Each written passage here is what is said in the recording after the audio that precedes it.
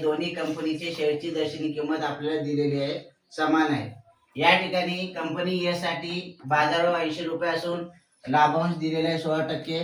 त्याच्यानंतर कंपनी बी साठी बाजारभाव 120 रुपये असून लाभांश आहे 20%।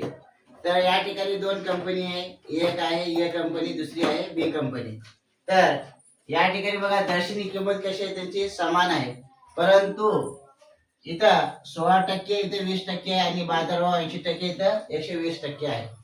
तर आपण काय करणार आहोत, शेअरची दर्शनी किंमत आपल्याला माहिती नाही म्हणून आपण काय समजून घ्यायचं की एक्स समजून घ्यायचं, एक्स मानून घेऊ।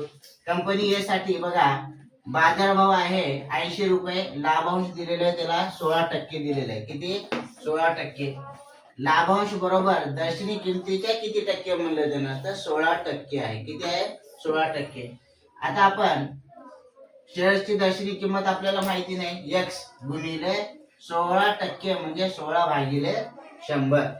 जर या ठिकाणी इथं बघा लक्षात घ्या 16/100, 100 न 16 ला भागाकार करायचा आहे।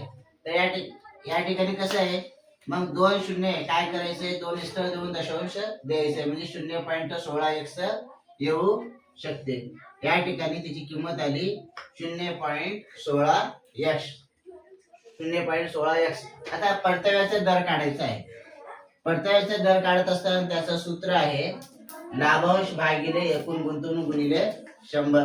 लाभांश किती आहे हो, 0.16x, इथे दिलेली किंमत आहे 0.16x भागिले 80 गुणिले 100। तर या ठिकाणी बघा हा शून्य गेला, हा शून्य गेला, 8 दोन्ही 16, 0.2 आहे। त्यानंतर हे दोघांचं गुणाकार केलं 0.2x गुणिले 10, यांचं जर गुणाकार केलं तर 0.2x याची किंमत येऊ शकते। आलं का लक्षात? बी साठी कंपनी बी साठी या ठिकाणी 120 आहे आणि ते लाभांश 20% आहे, इथे दिलेले आहे बाजारभाव 120 रुपये आणि लाभांश 20% दिलेला आहे। लाभांश करत असताना दर्शनी किमतीच्या 20%, दर्शनी किमतीच्या 20% म्हणजे कसं, लाभांश हा असतो दर्शनी किमतीवर, त्याच्या 20% म्हणजे 20/x गुणिले 20% म्हणजे 100 घेणं गरजेचं आहे।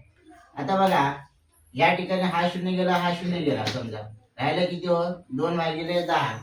ह्याला जर आपण भागाकार करत असताना इथं शून्य घ्या, 10 दोन्ही 20 म्हणजे इथं आलेलं उत्तर आहे त्याचं 0.2x आलेलं उत्तर आहे। त्याच्यानंतर आपल्याला काढायचं आहे परताव्याचा दर।